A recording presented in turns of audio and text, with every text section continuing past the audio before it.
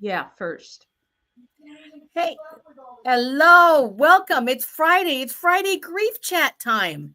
And as my wife was just reminding me in the background, we can't keep up with all the stuff going on in our world. Much of it is hard to listen to. I'm Jill. I'm Deb, That's Deb. and We're the Friday you grief know, chat. it's Friday grief chat. I'm glad I live 150, 160 miles south of Chicago because the air quality in Chicago is the second worst in the entire United States. My sister Yeah, texted the me and she said we quality have the from most beautiful sunset and I can't breathe. a lot of people can't. My new inhaler, I am doing so much better. We do have the windows open, and I was past due breathing stuff. So last night I was coughing, and Daryl says, "Do you want to close the windows?" And I go, "No." So I just took another hit off my inhaler. It was, talk about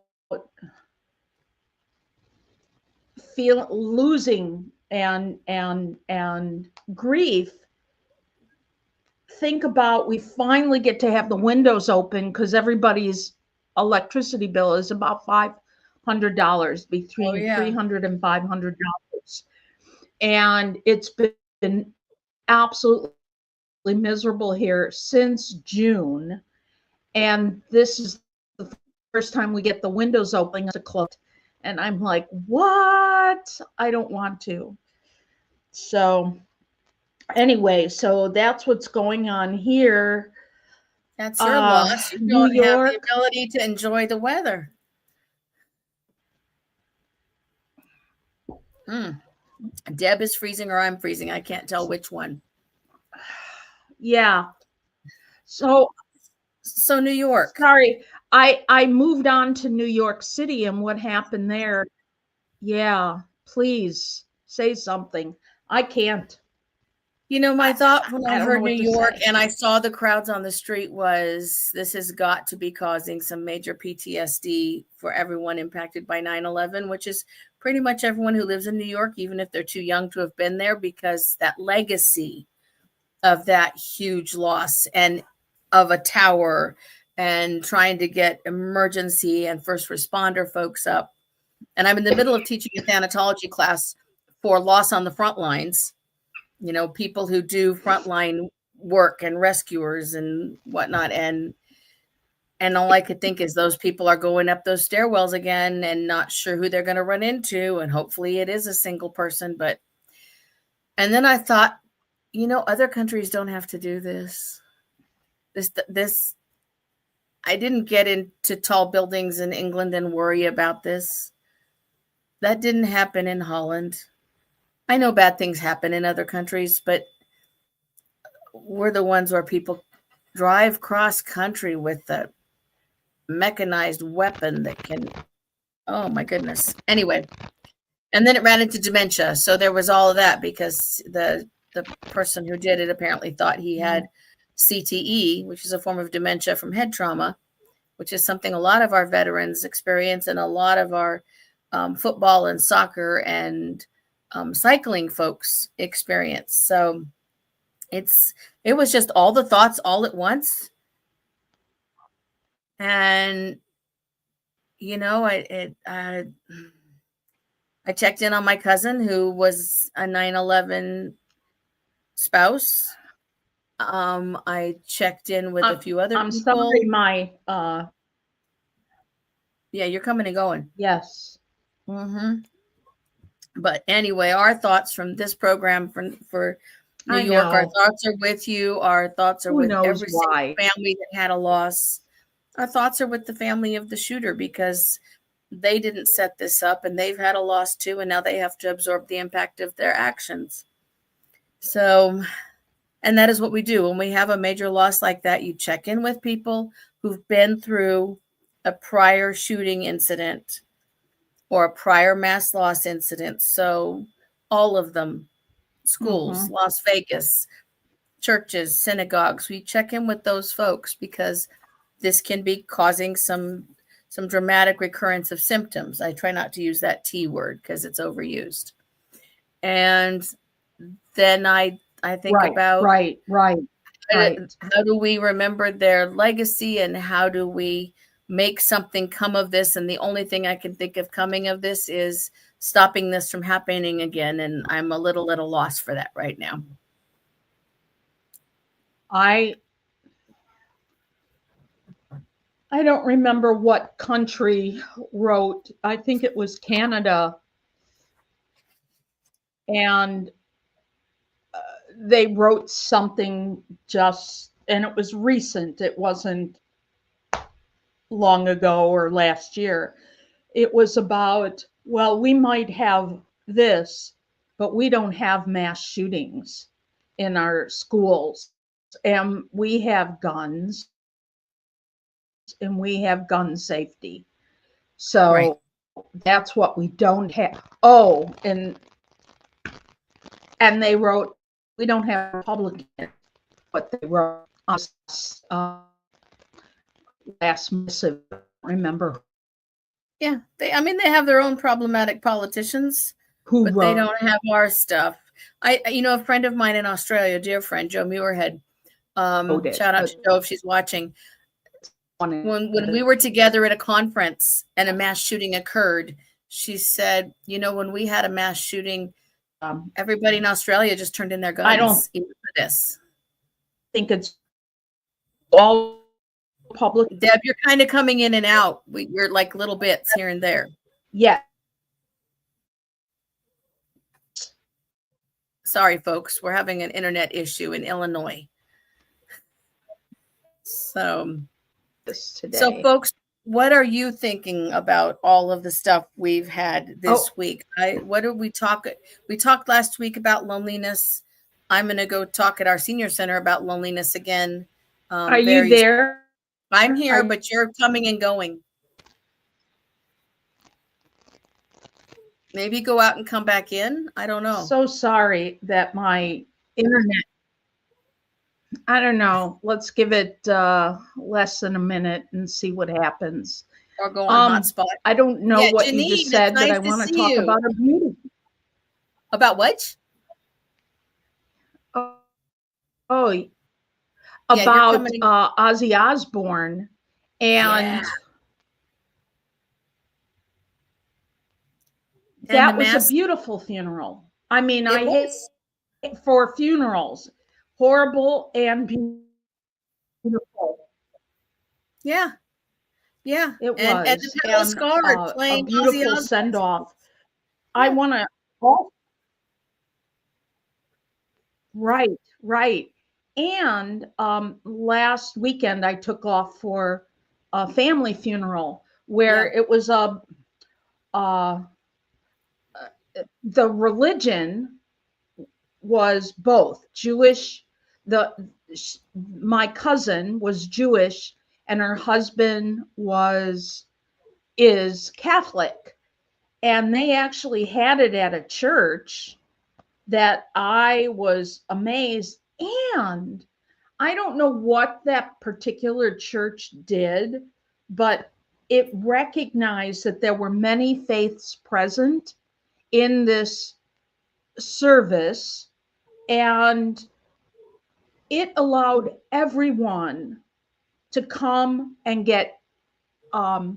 take part in the Eucharist and come to the table. And if they wanted communion, they could come up, which is so unheard of in Catholic churches. And I thought that was beautiful. So that was another sort of loss type, but I'm going to say like a saving grace or an openness or something. And it just really made me feel better. It gave me hope for the moment instead of everything being so divided all around. It made me feel hope. I'm so glad. That's the way it should be. And we should leave those And events feeling connected again and feeling settled to some degree. the the mom whom I went to see, my I she's a cousin. She's part of a large family. We're part of a large cousins area, lots of cousins. And so the mom who is 91, it was her daughter that died that made that her third child, her last child that died before she did. Yeah. And that was a big, everybody said to Anita, I have no words. Nobody has any words to say. What do you say when you lost all your kids? You wrap your arms around that person. When all your kids. Yeah. Exactly. You wrap your arms around Yeah. them. You make sure that they are checked in on. You make sure that the loneliness doesn't hit harder than it would have with the first and the second child. Because now there's no, we think, those of us who have children think our children will be there for us in our elder years. Those of us with pets and not children think our pets are going to stay there with us, but pets do the same thing that those children do. They die before us. And if they don't, then we have to worry about them. So what do you say to somebody? You just say, I'm here for you. I'll come sit with you. Let me take you out to the park and we'll take a thermos of coffee and absorb some flowers and some butterflies, right? That kind of stuff. That is how you do it. And cousin networks are important to talk about the loneliness because cousins are some of the people we should be able to count on if we have them. It makes me sad when someone is an only child and they have no cousins either, because that person really needs to work at creating a chosen family, because cousins are who we grow up with. Cousins are your first friends, or can be. I won't say they are, but they're, you put have that potential. Yeah. I was thinking more about loneliness, and are there solutions or are there ways to get through loneliness? And what's the difference, loneliness and grief? And how do you define them?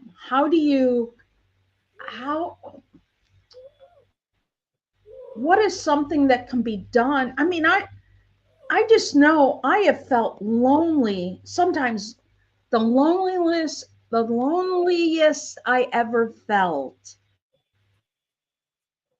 was amongst a big group of people. Has that ever happened to you? Yeah, when you're in the middle of a bunch of people and you don't know them, or you no longer feel connected. Can you hear me okay? Yes. The loneliness when you're in a big group is when you don't feel like you fit, or when you used to fit and you don't anymore. Right? You're going to that class reunion after 50 years and you don't even know, who you talk to, but these are the people you grew up with, but now you've grown apart from, or your family has gone one direction politically and you've gone another, or you have come out in some way, shape, or form, whether it's religiously or gender or sexual orientation or any of that, and you're no longer part of the conversation and no longer included in the conversation. Yeah. There's a lot of divides right now. Yeah. And as I think about our listening audience, I think about myself, ways that we've mitigated that loneliness. What are a couple things that we can offer up as suggestions? Because loneliness is is different than grief. It's it's a different reality. The two cross over, but it's someone can say that's awful, your child died, and it's accepted, and you can feel grief and loneliness wherever there are other children, right? Mm-hmm. I used to feel when I had no parents left at age 41, and other people at age 45 still had both their parents. At 50, they had both their parents. At 60, they still had both their parents. That's I amazing to me when that happens. I know, I know. And I think about the difference in the early years. I was grieving. Later on, I adjusted to the loneliness. Does that make sense? Yep. So I Mm-hmm. know I'm not alone. So what are some things that you can do to mitigate, not cure, not fix, but mitigate that loneliness? What do you think? So many things. One of I the Go ahead. one of the things we work with our clients on is finding connections through apps and social media, safe ones. Um, Also reminding themselves to call people, to text people, because if someone is lonely because others are afraid to connect with them because they're afraid they're grieving, so they reinforce the loneliness that comes from grief by not wanting to intrude on the grief and not making that call, right? So there's that piece too. Or when someone has an illness in their home and nobody Mm-hmm. quite knows what to say or do, and so they just don't, and then the person at home with the sick person isn't one to reach out to ask for help, and so they reinforce their own loneliness. And so I really try to work with folks on raising the white flag. You really need to say, hey, you know what, this is what's going on. Forget the privacy thing. This is what's going on, Mm-hmm. right? Like our guest a Mm-hmm. couple weeks ago, right? And he talks Yes, on his yes. channel always about his medical issues. That keeps him from being isolated, and it keeps him from depending on just a few people. That gives him support from worldwide. We could all have that if we Mm-hmm. chose not to be. It really is secretive. Like you, I have a dear friend who was ordered not to disclose to anyone that a parent had died for one full year. So for one full year, there was this family cap on the fact that an extremely important person had died, right? Or a person who was very sick and they no, nobody can know I'm sick. Nobody can know that I'm not doing well. Well, that means nobody's going to come. And when they do You come know, and you look okay for that hour, they're not going to believe you're really sick. yeah, there is a disconnect from sharing a reality. Yes. That to me is what one of the main reasons about loneliness. I First you label yourself, whatever that label is. I'm horrible, I'm awful, I'm too anxious to be around, you shouldn't be around me. I'm not myself, so don't be around me. You there's all these labels, self and superimposed. Right. And it's important. It takes work to keep up connection. And it also takes a certain amount of risk because a lot, I'm not saying all, but a lot of people are told through family, don't talk about it. Right. Whatever the don't talk about it is. And or don't complain too much. People won't like you.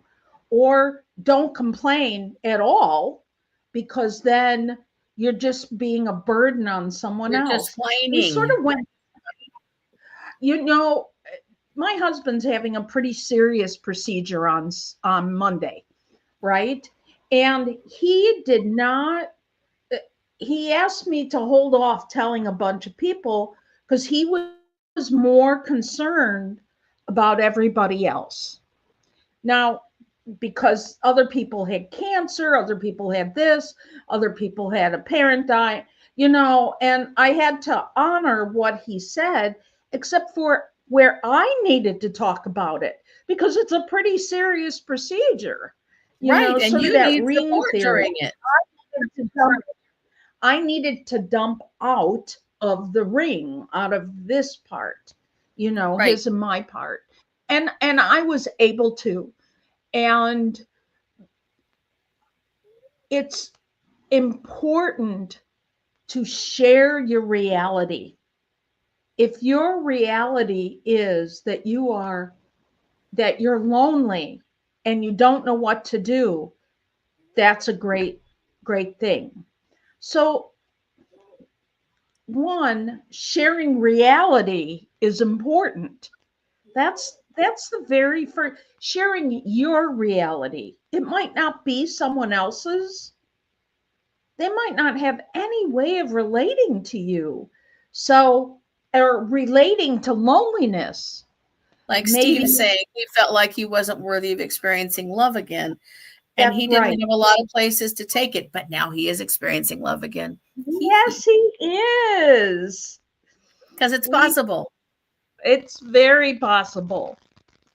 And I'm glad And that you reached out to people, Deb, because you do need that support when someone is facing a serious procedure, right, right? right.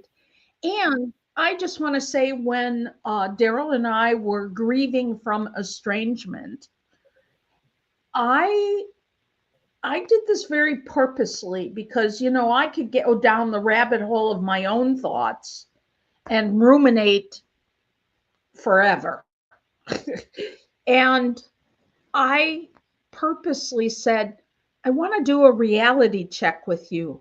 What's going on with you? And I need to tell you what's going on with me. We didn't do it every day, but we shared a painful reality. Right. And we gave each other, there's nothing to do to fix. There was nothing to do to fix. However, we gave each other a moment in time to express our reality without judgment. Right.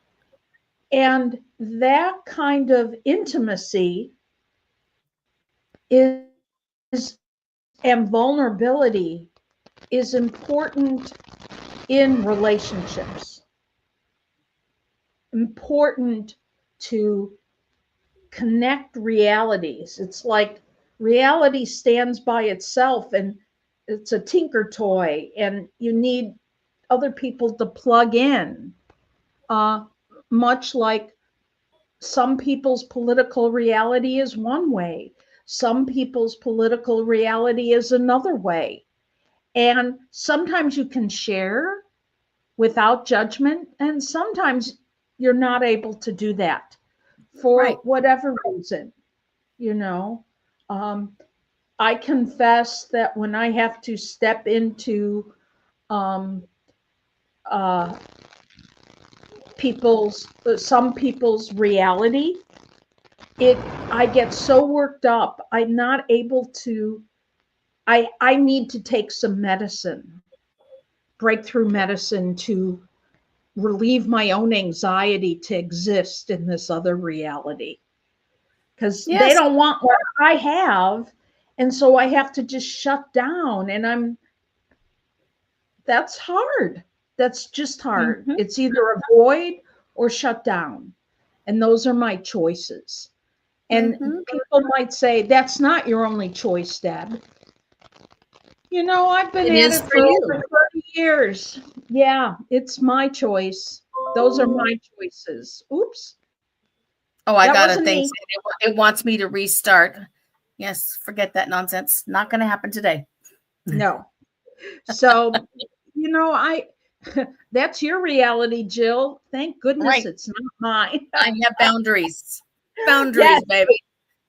That's right.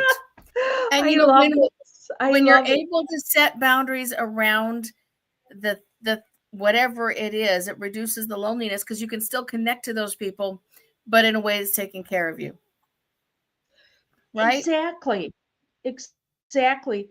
If I can shut off my reactions to the Mm-hmm. extent that I have those reactions unmedicated, if I can tap those downs.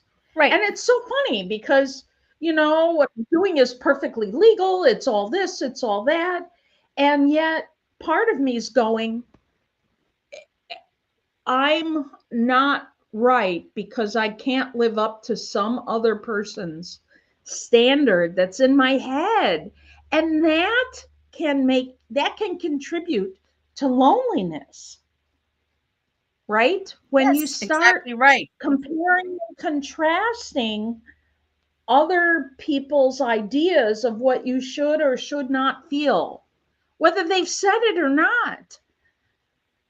And for those of you who have had parents or step parents or other adults in their life, that they're still hearing their voices, even though they're dead. Right. They're dead. They're not really saying it. And you know that, right? But You you're holding do. them close and they're still there for you. Yeah, Mm-hmm. yeah. But those judgments are also coming through. Right. Isn't that interesting? And they're nowhere near around. So you are recreating a judgment that need not be. And even though you know that intellectually, it it's really difficult for some to cut that part out, Mm-hmm. to not pay attention to that judgment, which contributes to the loneliness and not sharing a reality. Right. So, And I think between of all the guests we've had, I think it was Rabbi Leader, yeah, and I think um, our guest a couple weeks ago, Dawn, yeah, and our humor expert, Alan. Alan. I think those folks did such an amazing job talking about being open about where you are, Mm-hmm. being open about where when you didn't do it right, you made as course correction. Mm-hmm. And all three of them talked to some degree about the legacy that comes. They didn't use that word, all of them. I think only Rabbi Leader did, but the the legacy that you build when you are able to share where you are and share where it comes from and share how you got out of where you were and what your hopes are for the future. And Exactly. and that is where loneliness can actually help build legacy if you reach out over it. I can just get over there, right? And it's not easy. It takes a certain amount of vulnerability. You run grief groups and I run grief groups, and you know, for people to tell any part of their story, and they're usually not uh, so vulnerable when they show their anger or they show their loneliness. that is a completely different story. I Mm-hmm. mean, really, I mean, that kind of vulnerability, it's some It's really people, priceless. it, some people show shame with Mm-hmm. no course correction, Right. right? And you just go, uh huh, I've heard this from you Now let before. me give you some other words to use. Yes, Let's give exactly. your brain some other words to use. And so as a closing thought today, folks, when we are hearing those voices coming through that reinforce isolation, that reinforce loneliness, that reinforce grief, that reinforce you self-shaming because of prior history, when you have those thoughts or you say those words out loud instead of changing them up and saying, that is how I used to feel, but now I know I can XYZ. I am okay. This is hard, but I will get through it instead of this is going to kill me. Those two different phrases, Mm-hmm. what your brain hears you when you speak it aloud, then your brain hears it and it hears it it believes the stuff that you use your voice with, and when your brain hears it out loud, it takes it in more. So we need to speak the positive out, even if it's just positive that I will get through this. I will call somebody. When Steve said, I will get through this, and Steve said, I'm allowed to have love again. When Deb said, I need you to let me tell people what is going on. When Jill said, I need to tell people stuff's going down. That's important. That is important. And if you know, like fortune cookies, how you used to add, you know, you will win $1 million in bed, or you will find love in bed. Remember, you added that? I Yes. like to add when people say some things, which almost sounds argumentative, but and I hope it's a reminder when they say, I feel like shit, I say, for now. Mm-hmm. One person kept saying, I'm going to die, I'm going to die. And I said, yes. And, Eventually, we all are. And what are you and going to do with the you're, time in the meantime? you're not dead yet. Right. And sometimes, while it can feel argumentative while you're in your fear of, I'm going to die, I'm going to die, I'm going to die. Yes. And you've said that for a really long time. And you're not dead yet. So, We're not dead yet. We're not going to be. We've got lots of time left. you and I, and we'll just share our good news. Jill and I will be the whole pre-conference at May 31st in La La Crosse, Crosse, Wisconsin, Wisconsin. Yeah. at the So, International Death, Grief, and Bereavement Conference. And yeah, we would love to have our listeners and viewers join us there, because that really is such an amazing, it energetic, is. energy giving conference. You don't leave there going, oh my gosh, I need a vacation to recover from that. You leave there going, oh, I can't wait to see you next year. Literally. There are so many hugs at the end of that conference. And That it's just is. such a life giving force when you're there for death, grief, and bereavement. It And we it literally close is. out every day doing guided imagery and yoga stuff. It's like, how many It's conferences do amazing. that? We're And this particular group has a lot of great humor, and there's a lot of bonding, and they bond over everything: laughter, Mhm. chocolate, uh, Good food. meditation. Oh, Jill and I will personally take you after our part to an ice cream joint. The Oh, Pearl on so Pearl good. Street.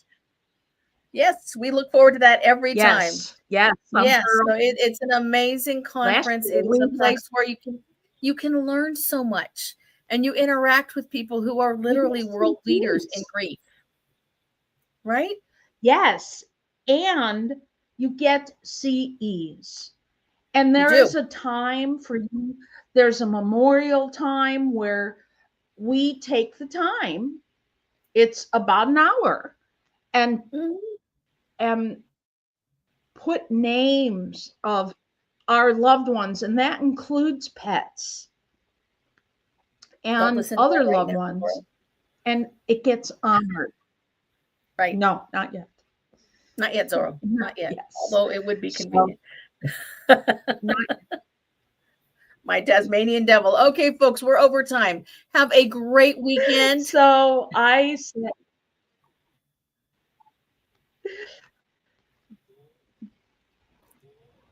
Everyone have a great here weekend. we go. All right, and we'll be We'll back talk here to you next next week. week. All right, bye everybody. Bye, everyone.